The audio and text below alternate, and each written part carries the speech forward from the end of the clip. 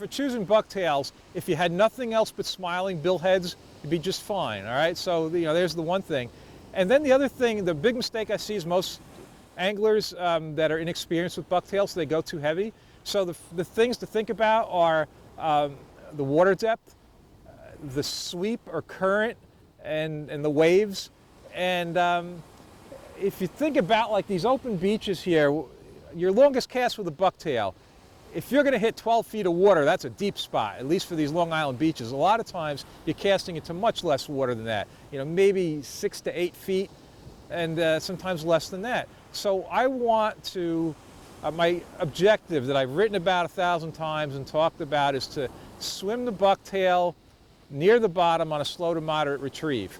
And I know that if I'm casting into 8 feet of water and I have very little current and just moderate wave action, 3/4 to 1 ounce is going to do the job. Now in the inlets, that's a lot more technical, and you're dealing with depth, deeper water, stronger current, but again, you get a feel for it. And one thing you can do if you go to a spot you're not familiar with it, make a cast and then feel how long it takes that jig to settle to the bottom. If it takes 15 seconds to settle to the bottom, you may be not going to be able to fish there, it's so deep. If it settles to the bottom in like 8 seconds or so, yeah, okay, that's not too bad.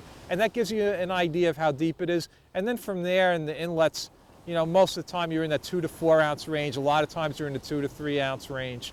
And again, it's about hitting that objective of swimming it close to the bottom, slow to moderate retrieve.